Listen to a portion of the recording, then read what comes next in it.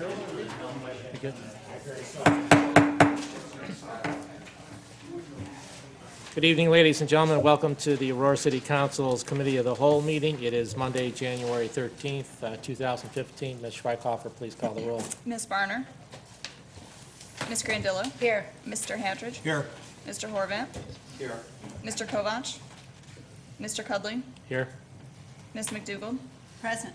Mr. Vaca. Present. Mr. Wolf. Here. All right, thank you very much. The first order of business is the approval of the minutes for the March 23rd, 2015 meeting. I'll entertain a motion. So moved. Second. It's been moved and seconded to approve the minutes. Any additions, corrections, comments? All in favor, say aye. Aye. Those opposed? Hearing none, those minutes are adopted.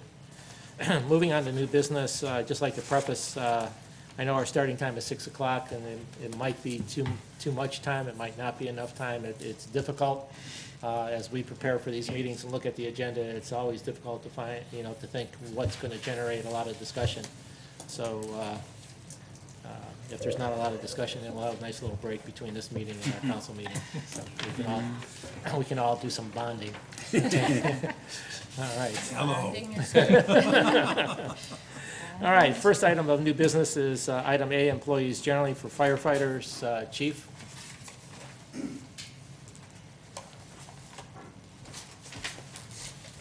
This is a change of classification for two existing employees. When they first start, we only let them drive the engines in the squads. After they're on for a while, they learn how to operate the ladder truck, and when they're completed and they're certified to do that, they get an extra pay for that. So that's what this is, upgrading pay. Okay, thank you. Any Sure. comments or questions for the chief? It's being requested that this go on to council's agenda for this evening and to be suspended and voted upon. Do I have a motion? So moved. Second. It's moved and seconded to forward this to council for action this evening. Seeing no further discussion, all in favor say aye. Aye. Those opposed? Hearing none, that motion passes. Item B is the Portage County Combined Health District Agreement. Mr. DePiero?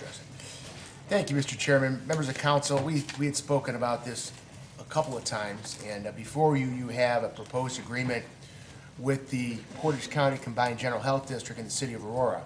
Just to give you some historical perspective, as you know, the state of Ohio requires communities to have a contract or to either operate their own health district or to have a contract through their county to provide health services to the county. The city of Aurora has been a party to one of those, to a contract with Portage County since 1971. About 6 months ago, there was discussion started that the city of Ravenna was going to join the joint health district. Currently, the cities of Streetsboro and Aurora are part of this county district. Ravenna and the city of Aurora met, and we suggested some changes to the very old agreement that dates back to 1971. After a number of meetings and a lot of discussion, you have before you what is, we believe, some good changes to the existing agreement, and I'll outline them briefly for you, then I'll take any questions. I guess as a general overview, this will not change our relationship with the county. The county will still provide health services to the city of Aurora, but there are some good things in the agreement that were brought forth by the mayor and the mayor of Ravenna that we implemented into the agreement that we think will increase transparency and make accountability more of a forefront. If you look at section 2B, currently there are 7 members of the board. With the addition of Ravenna, it is 8 members of the board. So Ravenna, Aurora, and Streetsboro have a representative, as well as 5 members who are appointed pursuant to 3709. Actually, that represents a section that's referred to as the District Advisory Council, made up of 28 individuals in the county that recommend individuals for appointment. So there'll be 8 members. If you get down to section C, 2C, that's a new section. It talks about the different disciplines that the board members should represent, as well as representation of geographic parts of the district. that the members, that there should be, you know, good overall representation. If you go down to section 3A, this is a new section. We thought it was important for there to be a list of the services in the agreement, at least minimum services that the board would provide to the city. And listed therein, there is a number of, I think there's about 10 that are listed. It also indicates that it's not limited to these services in the event that something new comes up that they have to deal with, but it does list at least the minimum benefits that they have to provide to our community. Number 4 talks about, this is a new section as well, talks about that representatives of the board, of the district, would be available for public meetings, for outreach in the community at the city's request. Number 5 sets forth the voted millage. This has not changed. There's not an additional fee involved, but this just sets forth the .04 mill levy that is assessed in order to pay for the health services. In number 7, section 7 of the agreement, it talks about, this is also a new portion. They're already doing a quarterly report, but this memorializes it in the agreement that there shall be a quarterly report. And it should be submitted to the mayor of our community and the district advisory council as well. Talks about the terms, the length of the agreement, that this one will be for 2 years, and then every 5 years that the agreement shall be reviewed for any changes, additions, or deletions. And then in the B and C of that section, it also talks about termination of the agreement, that there must be 8 months prior notice for withdrawal of either party. Those are the major changes to the agreement. Be happy to answer any questions. Any questions? Mr. Vaca? Yeah, Mr. DePiero, if a resident has a complaint, do they have to go through the city with it, or can they just follow suit and just call Portage County Health and make their complaint? Mr. Vaca, they can direct their complaints directly to the Board of Health. Okay. They have representatives and field people that will come out.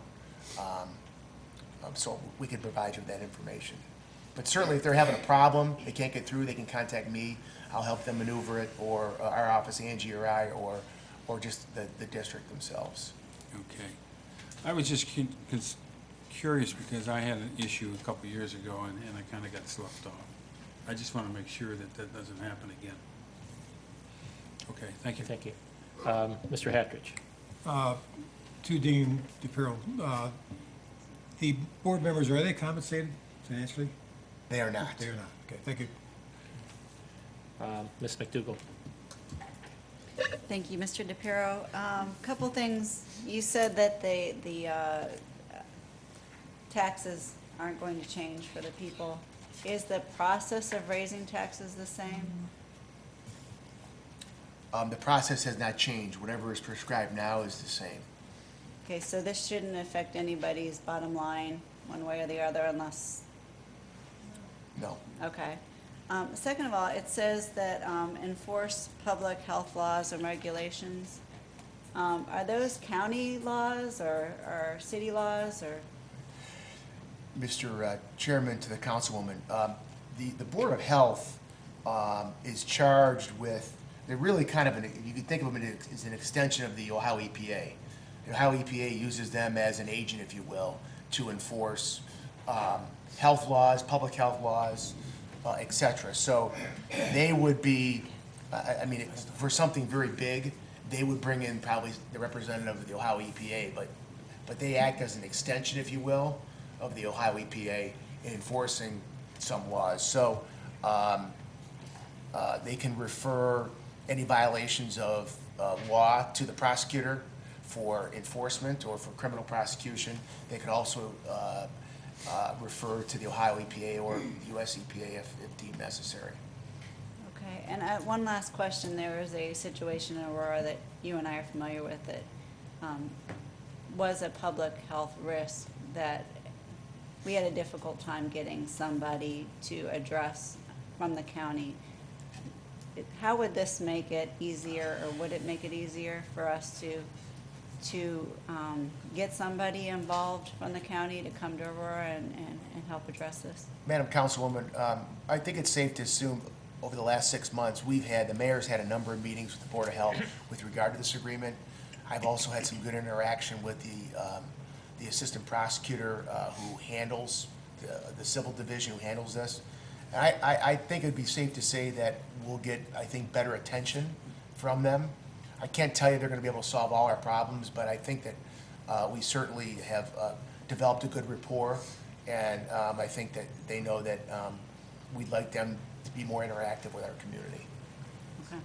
Thank you, that's all. I think the mayor wants to add something. Okay, I'll get you in a minute, Mayor. Mr. Wolf? Thank you, Mr. President. Thank you, Mr. DePiero. I just wanted to say thanks, because this is a vast improvement to you and the mayor over the antiquated document that we were working off of. So I know that I appreciate all the work that you put into it, and kind of putting their feet to the fire and holding them accountable for some of the things that we were paying for. So I just wanted to say thank you. Mayor? Thank you very much, Mr. President. I just wanted to add to the question about enforced public health laws and regulations. They do inspections of restaurants, for instance, and health care facilities, things like that, all of which we have in our community. So that's the more routine kind of enforcement that they do. Thank you. Just to follow up a question that Mr. Vaca had. When a citizen calls down to the health department, is there any required notification back to the city that they called so that we know what the issue is, or is that just in the quarterly report? Yeah, I can find out the answer to that. I don't know the answer to that, but that would be a good thing. It would be a good tool to have, so we know that there's issues. Right, so that we can keep on top of things and stuff like that. And I know that in the past, Mayor and Mr. DePiero, that the health department has kind of been short-staffed, and as a result, especially in the area of septic, it's almost non-existent as far as if you call down there and you report an issue, it's like, okay, do the best you can. Has there been any talk in terms of servicing that aspect of the health department? I would tell you that I was not a party to that, although, like all local governments at the county and local level, they've all been affected by local government cuts, et cetera. So I don't know what the staffing situation is, but perhaps we could get some more information from one of their outreach folks in the near future. Okay, thank you. Ms. Barner? Thank you, President. Or, excuse me, Councilman Hudley. I just wanted to add to that, maybe if there's a protocol that we have in place.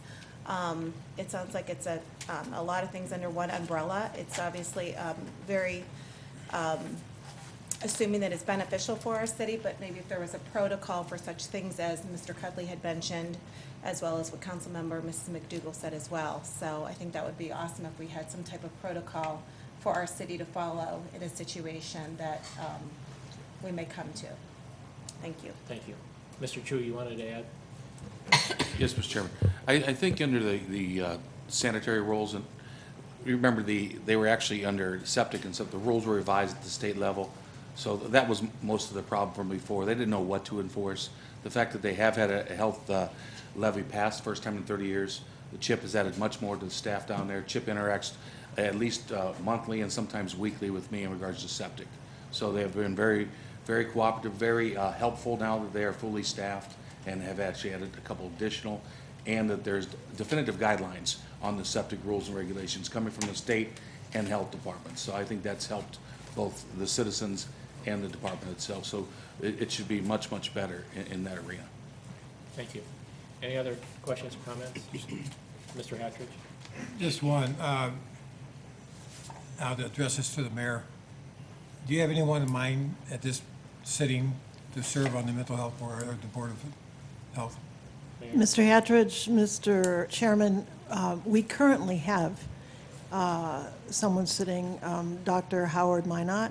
Okay. and he has a 5-year term. I frankly don't remember when he was reappointed, but he also serves as the required physician on the board. So not only is he Aurora's representative, the contract and maybe the law requires at least one physician, and he serves that role as well. Right. Thank you. All right, thank you. We have a motion. So Second. Okay. And this is going to go to council's regular agenda. So seeing no further discussion, it's been moved and seconded. All in favor, say aye. Aye. Opposed? Hearing none, that motion passes. Item C under new business is easement agreement for a connectivity project. The administration's asking that this go forward for action this evening. Mr. DePiero? Mr. Chairman, members of council, as council is aware, you have appropriated money for our connectivity project in the city.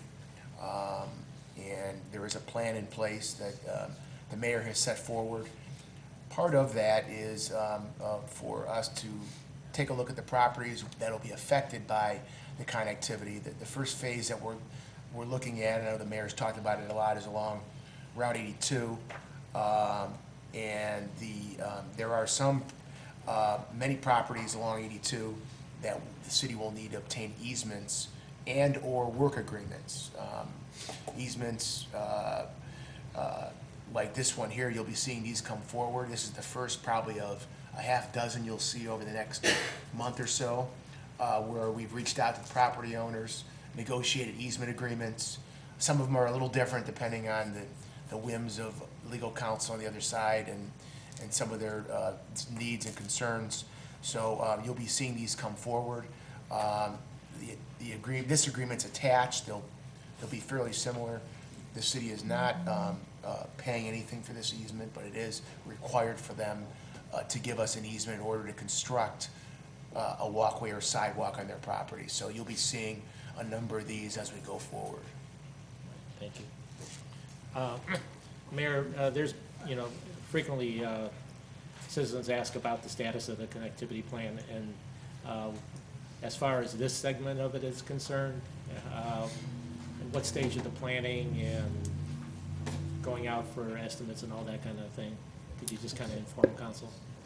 Yes, Mr. Chairman, we already have the engineering work done on 82, and it showed that we needed easements, and the law director has made a great effort obtaining, I think, easements or an agreement for an easement from virtually everyone. And the reason we're trying to move these along through suspension the minute we get them is because we'd like to bid the project and feel that we need most of the easements in hand before we can do that. Mr. DePiero? I just want to emphasize that, Mr. Chairman, it is time consuming to get the easements. We have to notify the owners. Usually they want their lawyers to look at them. There's that back and forth with myself and their lawyers talking about language, and sometimes there's issues. So we're at the point where I think they're going to start, coming in line.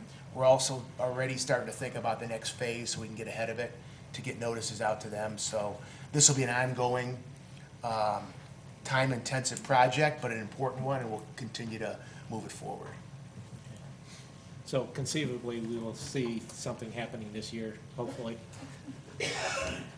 Mr. Chairman, I think they're all under pain of death. That's something that I've told them, just build me a sidewalk. So, yes, I think, in fact, I think Mr. True is hoping to bid the 82 section in the next week to 10 days. Okay. I guess if things don't move quickly, we could just kind of mow a strip of grass. Mr. Hattridge. Thank you, Mr. Chairman. To whomever can ask me this question, this is on the north side of 82. I see in the map here, the temporary sidewalk exhibit, easement exhibit. I see Bissell Road further down. There's a sidewalk presently, right now, down Bissell Road from 43 down to 82, and then it kind of turns a little bit. But I don't see this as meeting that other sidewalk. So we still have that little area right there to still get more easements on? Whoever. Mayor? Mr. Shapiro? Mr. President, or Mr. Chairman, we're talking with, that's another easement there. It's another property owner, Right. so that's part of that project here. We're getting there. Okay. I guess I just want to make sure if we get the easements, make sure we get them all, because we don't want the sidewalk going to nowhere. Well, go ahead. Mayor? Mr. Chairman, Mr. Hatteridge, if we can't get one of the easements, we're going to build the rest of the sidewalks, because actually the place that the owner that we're still dealing with, at such point as that owner develops his property, he's going to have to build a sidewalk. True. So we're a little confused or perplexed about why that owner is holding out, but we've talked internally, and we're going to build the sidewalks. You know, there may be a small spot that's not connected, but it won't be our fault. And it will be connected eventually. Okay, follow up, Mr. Chairman. Yes. On the south side of 82, any plans on building that, or we're just going to stick with the one side? Do you know? Mayor? Mr. Chairman, Mr. Hatteridge, we have no immediate plans for the south side of 82. The project that we're continuing to work on is 43, because we had done some preliminary engineering on the west side of 43, south of Roarington. Mad Jack's. And there are many hurdles building it on the west side of 43. So we are now looking at the east side of 43, and so there are going to be hurdles on that side too, because there's some telephone poles and other things. So we're trying to figure out which side would be easiest. Okay, thank you very much for the explanation. All right. Mr. Vaca? Thank you, Mr. Chairman. I'm looking at this map. Is this in front of the Chevy dealership or the lot next to it? The open field next to it? I believe it's the field from the bank Yeah, up. up to the corner, up to where Dr. Covey's old office was. Oh, okay, so I'm too far south, or west. Yeah. Yeah, this Yeah. corner. It's from the bank going east. Right. Okay, thank you. Thank you. Ms. McDougal? Yes, Councilman Cudley, I would just like to say thank you to whoever has been working so tirelessly on this, Mr. DePiero, Mayor, Mr. True. I know this has not been easy. I appreciate your perseverance on this. All right, thank you. Ms. Barner?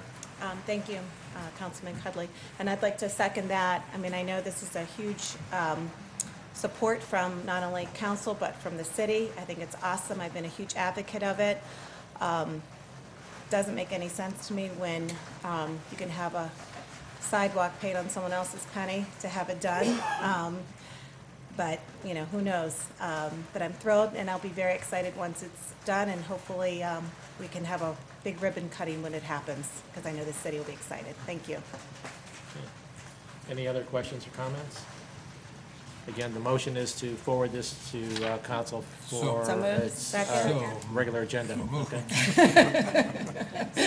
We're that excited. Okay. It's been moved and seconded. All in favor, say aye. Aye. Those opposed? Hearing none, that motion passes. Item D under new business is the bid recommendation for the 2015 maintenance of heating and cooling for city buildings. Mr. True? Yes, Mr. Chairman. We had a bid opening March 26th, 2015. There were 6 bids submitted. As you can see, American HVAC was selected as the best and most responsive bidder for this project. Total cost of $24,555. This is a 1-year contract, renewable for years 2 and 3. And we would recommend American HVAC, and we will be monitoring them very closely. It's not a guarantee they'll have second and third year, but their prices do look pretty good, but we will have to still stay on top of and monitor them through the process. Thank you, sir. Mr. Morvet? Thank you, Mr. Chairman. Mr. True, is this the current company now? Yes, it is, sir. Okay. Any other comments or questions? The administration is asking that this go on the council's agenda for action this evening, so I'll entertain a motion. So moved. Second? It's been moved and seconded to forward this to council for action this evening. Seeing no further discussion, all in favor say aye. Aye. Opposed? Hearing none, that motion passes. Item E, under new business, is the Shawnee Trail Water Main Replacement Project. Mr. True? Yes, Mr. Chairman, thank you. Yes, this is a request for engineering services for the Shawnee Trail Replacement Project, the water line replacement project. The main is 90 years old. We're very concerned about the water pressure in this area. While it's very good still, we want to be proactive and start to replace these 1924, 1925 lines. This engineering came back at a very good price. We expected somewhere of $100,000 plus. It came in at $63,700. So we were very shocked. The next closest was about $86,000 for the estimate. So engineers are very diligent to get started on this project. They know that there's some money to be made. It's very similar to Eldridge, so we've had actually a pattern of what to do and how to do it. So it should be a quick, and this is one of the reasons we selected this firm, a less than 14 weeks turnaround time, so we can still bid it and get it moving this year and complete everything but the reseeding and beat the asphalt plants if we can this year also. So that's why we're asking for it to go on and to get this moving as quick as possible. Thank you. Thank you. Mr. Vaca? Thank you, Mr. Chairman. To Mr. True, we don't rip up the old line, we just put this one next to it, or over it, around it, or by it, or what?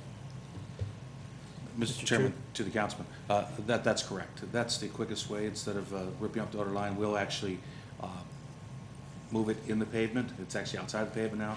And then after we move it out of the pavement, we'll take all the valves and everything else, actually fill the line with slurry, so it won't have any sinking or anything behind that. This is a 6-inch line currently.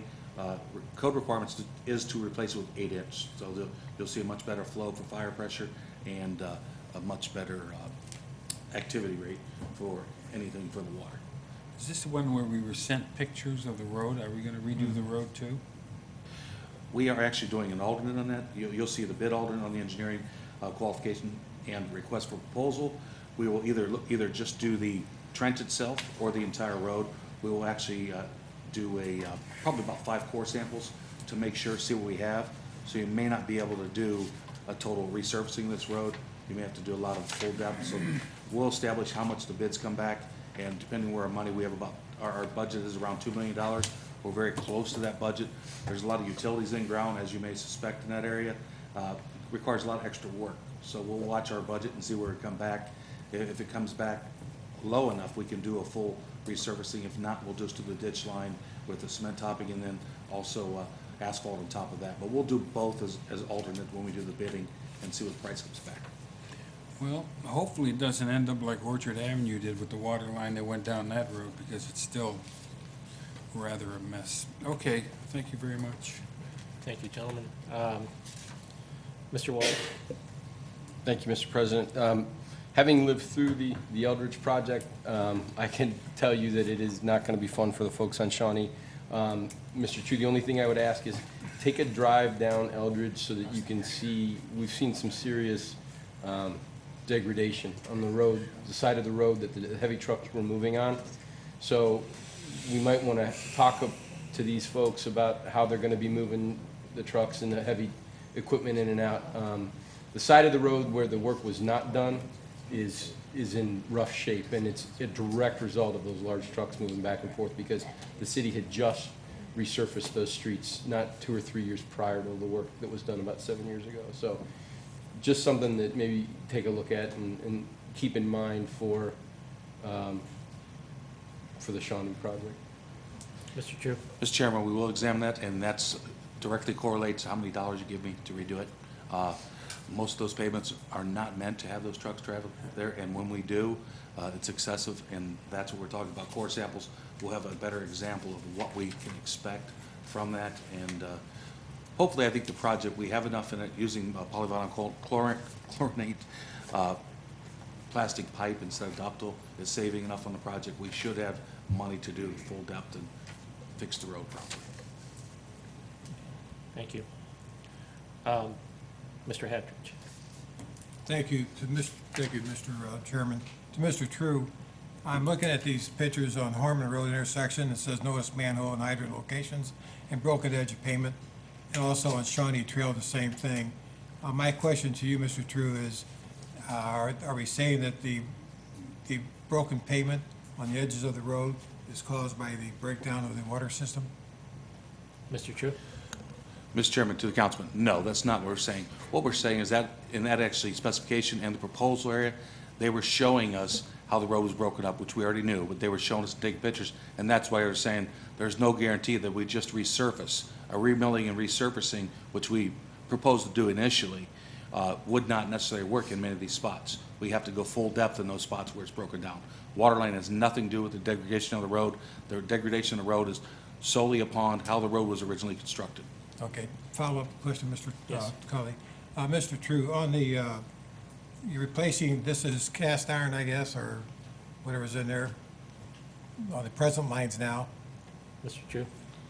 Yes, Mr. Chairman, to the councilman, they are cast iron, 6-inch right now, and they're actually probably about a surface area of 3.5 to 4 when we've had a lot of breaks in that area, and that cuts the water pressure down, and actually it can be effective during a fire or something. That's why we want to get it replaced.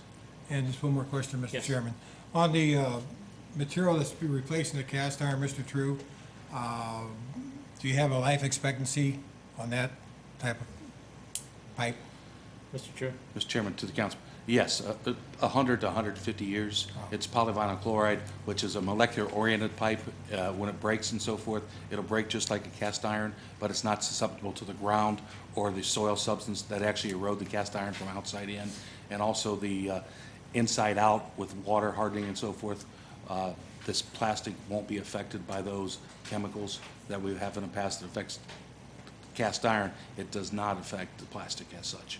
Well, I can imagine with the city water that we have now is lots softer than the previous water we had, so hopefully that would help our situation also. Mr. Chairman, to the councilman, not only the water we have now is much softer, but that didn't affect it as much. We have actually had plastic pipe in the ground since the early 80s in sections of Aurora, and they've been fine with both the hard water and the soft water. Just plastic responds a lot differently chemically, and the trimolecular bonding of water does not occur with plastic as it does with cast iron. Thank you, Mr. True. That's all. Thank you. Ms. McDougall? Councilman Cudley, to Mr. True, for those living in this area, could you give us some kind of estimate of how long this project would take? Mr. True? Yes, we figure about a 3-month construction time, and we will actually have meetings with them in the area. There are some of those paper streets. We will be trying to talk with a lot of the residents, what they can expect. Some of them go right through driveways, and that they have driveways now that people, the examination of the driveway, sometimes they think the driveway is theirs, such as Willard and Adrian Drive and Shawnee. Those are not. They're paper, and they're non-dedicated public streets. And water line goes down. Water and sewer both run down them. So there'll be a lot of activity that we'll have to do in our due diligence to make them aware of what's going to happen. And we may even explore some boring to have it a less effect. The plastic line, you can bore pretty easy underneath some of these areas, so we don't have to dig up a lot of lawns and areas that go through the paper streets. So we will communicate with them and let them know not only on the monthly how long it's going to take, but a daily basis. So it'll be done. Construction we expect to have done by November of this year completely. Once the engineering is done, we'll get work bidding it. And then next year, we'll probably have to do some reseeding because the growing season by the end of October, November will be cut short. Great, thank you. Ms. Barnard? Thank you, Councilman Cudley. And to having said that, I think Craddock is right over there, school, correct? Craddock Elementary? No, am I thinking of Shawnee Trail? That's further back, further, it's off of Hurd, correct? Hurd Road. Okay, so this wouldn't affect it at all then.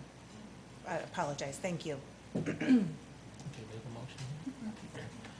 All right, seeing no further discussion, we need a motion to forward this to council for action this evening. So moved. Second.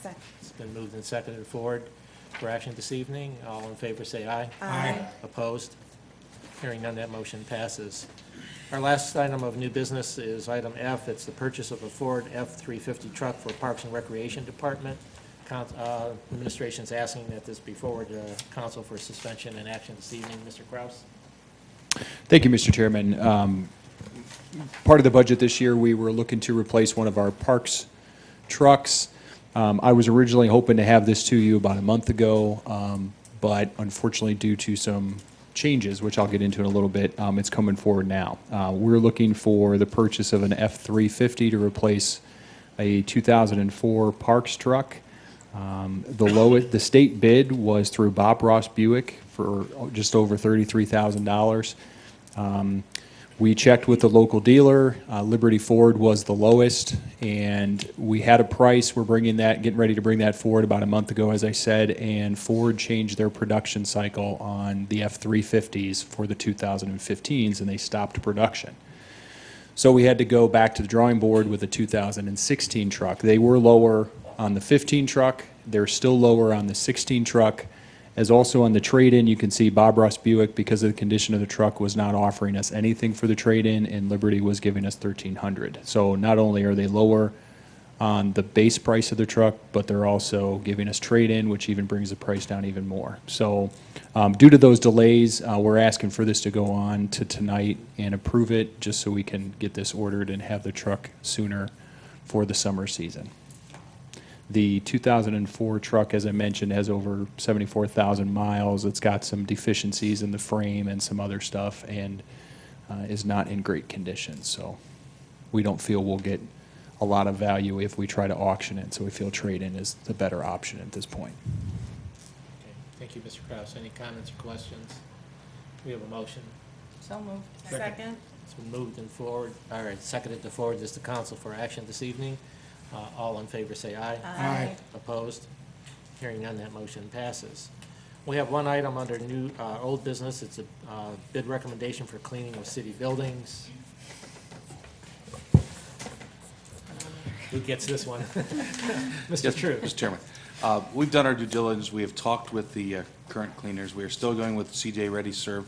It'll be a one-year contract with years 2 and 3, and we will actually be discussing various issues as we go forward with them. They actually have new cleaners already in the city building and also in the service department, and have had several crews change out. So like we said, they are the lowest bidder. They are significant and have done a good job. However, in the cleaning industry, there is a high rate of turnover, as you may expect. We will just continue to monitor the contract, and we do recommend CJ Ready Serve at this time. And the administration is asking that this go forward to council this evening for action. Move forward and take action this evening. Okay, it's been moved and seconded to forward to council for action this evening. Seeing no further comments or questions, the mayor has a smile on her face. Mr. Baca, go ahead. Are we done? No. I got a miscellaneous. Oh, you have miscellaneous, okay. All in favor of the motion? Aye. Aye. Those opposed? Hearing none, that motion is passed. Mr. Rocca, you have a miscellaneous item. Yes, I do. Seeing as how we got some time to kill here, I was going to do this at council, but I can do it here just as easy. It's a miscellaneous complaint that's been going on for several years now. It has not changed. Friday, I witnessed 18-wheeler, dual-chromed, Peterbilt with a cab over, with the sleeper box, and a 40-foot trailer come down my street. I don't know how he did it, but he made it, crossed over on Pennsylvania Avenue, and continued west. Today, I observed two box trucks. I mean, I'm talking the trailers that haul gravel or ground material come down Manita also. I also have observed 16-foot to 20-foot box trucks, single axles, coming down Manita. A couple of days ago, I come down East Boulevard. I couldn't even get around one of them. I had to wait. I wanted to go up Orchard, so I had to swing wide. I made the swing, got up there. It was a 16-foot to 20-foot box truck again, heading toward 43. And lo and behold, there was a black and white sitting in the church parking lot. You know what? When is this gonna stop? When is this trucking gonna stop? Tonight I got passed on Orchard Avenue because the road is so terrible, I have to go the speed limit or less. And the person behind me was a little upset, so he come blowing by me. When is this trucking gonna stop on my streets? I can't picture it happening on Greenbrier or Eldridge, but I picture it on Orchard and now Manita. The city has to understand this neighborhood is the hub of activity. And we need to get a handle on this trucking issue. The Pepsi truck, once a week, twice a week, tractor trailer, goes down to Dairy Mart or Dairy, whatever that is, or Drug Mart. The bread trucks. I don't see construction trucks too often. I think they finally got the word back there in the Reminderville construction area. But I couldn't believe this. If I had my old phone, I could have flipped the picture real quick, but the new phone, by the time you get it all set up, it's gone. But it's just amazing. When is this going to stop? Orchard is a bad road already. We don't need to impact it with this type of trucking. And the other thing is, the birds are out, the flowers are up, spring is here, and so are the speeders. I said a while ago, I thought we got control on the speeding. It didn't seem to be too bad. It seemed to be slowing down, but this last couple of days, I've been outside. You know what? I'm not a radar detector, but I can sure tell when something's going fast. Especially the guy that came across me tonight. He passed me tonight, and he was rather upset because I was doing the speed limit in order to avoid the chuck holes and all the irregularities of the road. So I don't know. Is this going to be the song remains the same like Zeppelin used to do? The same thing we put up with for years and years? Or are we going to do something about this with this trucking and now with the speeding? And finally, because we still got a lot of time, we're going to pass an ordinance here tonight about noise. Well, I noticed in the ordinance for the noise, and I have the advocate's article here, vehicles are not included in this noise ordinance. So now how are we going to control that? If it's going to be done with the automobiles, I'm going to give you an example. This is a motorcycle now. This is not a Harley Davidson. This is a Ninja bike, if you know what those are. I heard it from Route 4. I'm not buying you. My location is the Four Corners, Solon, Cuyahoga, Bainbridge, Reminder. I was there walking my dog. I heard this bike up on Route 43, and I knew where it was going. It was coming down, and I knew it was coming down my street. That's Lake Avenue. I heard it coming down. He stopped at one of the stop signs there, started up again, came down, turned down to Pennsylvania, came down the lake and into the yard. I knew that bike was coming there, and he came all the way from Route 43. Can you imagine how loud that is? To hear that over 3/4 of a mile? And we don't have that in this ordinance that we're proposing? How are we going to control this? I have to give credit to the guys on the Harleys. They've been pretty good. They go by, they try to keep the pipes quiet. They know they're loud, but they try. But some of them don't. Some of them are real smarty, Alex, and they just rip them off anyway. But how are you going to cite if you don't have, number one, you don't have the decimal meter, or if it's officer's discretion? Sometimes I question. I've said this before, and I know they don't like me in the police department. They think I'm the public enemy number one. But the fact is, how you have to do something. You have to cite them. If you can hear a bike 3/4 to a mile away, and he comes by real slow, and that's not right. And this is what we're plagued with now. This is the beginning of summer. At night, 2 or 3 o'clock in the morning, they come ripping through. Whew, you're awake. So that's my complaint. I don't know if I have any more. I got plenty of time, but I think we have enough complaints We'll on let the mayor table so far. respond. Thank you, Mr. Baca. Thank you. Mayor? Thank you very much, Mr. Chairman, Mr. Vaca, I'll let the law director address the noise ordinance issue, but I want to address your through trucking and speeding issue. You and I have had many conversations about this, and I listened, and we did do some enforcement on both issues in your area, probably, I don't know, last fall perhaps. And we were pretty aggressive about it. I mean, there were notices given, there were calls made and things like that. If there is a renewed problem, we will address it. We have a chief in place who pays attention to these things. I suspect he will also talk to you about what time and date it was that the truck was going by and you saw the black and white in the church parking lot. It was an Aurora black and white, right? Because those are the kinds of things he pays attention to. So, you know, we will pursue it again. And actually, I think I even had a call last fall, maybe last winter, about speeders on, I think it was either East Boulevard or Orchard, and we did some traffic enforcement. So thank you for bringing it to our attention again, and we will certainly do what we can to address it. Can I follow up? Yes, Mr. Vaca. Madam Mayor, we had requested from the previous administration, police administration, to put up the strips across the road up by the VCA. We have these moms coming to pick their kids up, and they're on a rushed time frame to drop them off and get to work or whatever. We have buses coming in from different areas, Macedonia, Northview, whatever.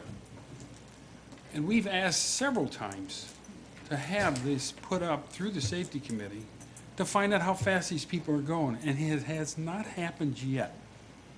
Can we do that again? I'm asking publicly now, can we get those strips up so we can determine how fast they're going? And I would say, not in the school zone area, but I would say somewhere from Pennsylvania to 300 feet west in that direction. And from, the next time you do it, if you do it, from Michigan, 300 feet east toward Ohio Street. You'll catch them at their high rate of speed. Because some of these buses are coming in pretty good, and I know these moms in the vans have got to get their kids off and get back to work. And that needs to be addressed also. We asked again, like 2 or 3 years in a row, the safety committee, when we were meeting, asked for the same thing, and it never happened. Right. Mayor, did you want to respond again? Mr. Vaca, Mr. Chairman will certainly look into it. I don't know the circumstances, and there may be requirements, state requirements or prohibitions regarding rumble strips or whatever you're talking Well, about. they're not So- rumble strips, it's a meter, you said. Oh, a meter? 2 strips. Okay. There's a wire here, and they determine the speed between. They've used them constantly, yeah, but it's never happened on East Boulevard. And that's probably where your complaint was, Okay, because it's pretty prevalent during the school year. all right, thank you. I think that's Mr. it. DePiero? Mr. Cudley, Mr. Baca, just to follow up on 2 issues. I will tell you personally, last year when we discussed the no-through trucking, and there were a number of warnings issued and citations. As you know, I handle the prosecutions for misdemeanor citations, and I handled a few of them down in Kent Municipal Court. So I know that there were some citations that were paid and issued. So I know that, and that's probably why we've seen some compliance with the construction trucks that word got out. But certainly the chief and I will take a look at that. In addition, with regard to the noise ordinance, the complaints that you cite with regard to vehicles are addressed in other parts of our code and can be enforced through other ordinances. So the noise ordinance was never intended to deal with vehicular noise, boom boxes, et cetera. Okay, I agree with you on that. The problem is it's this doing it. And if you hear the motorcycle, for example, if a cruiser's sitting, let's just say at that church, and he hears the bike way down the street there, and then it comes by and goes real slow and it's real quiet. I heard it 1,000, 2,000, a quarter of a mile away. I heard it last night. I couldn't believe it. I don't think the guy took it out of second gear. If you would have put it in fifth gear, you wouldn't have heard it. So this is, I'm saying, you're using officer's discretion, but are they really doing it? I don't know. Thank you. All right, thank you, Mr. Happy Baca. spring, by the way. Chief, did you want to address the issue?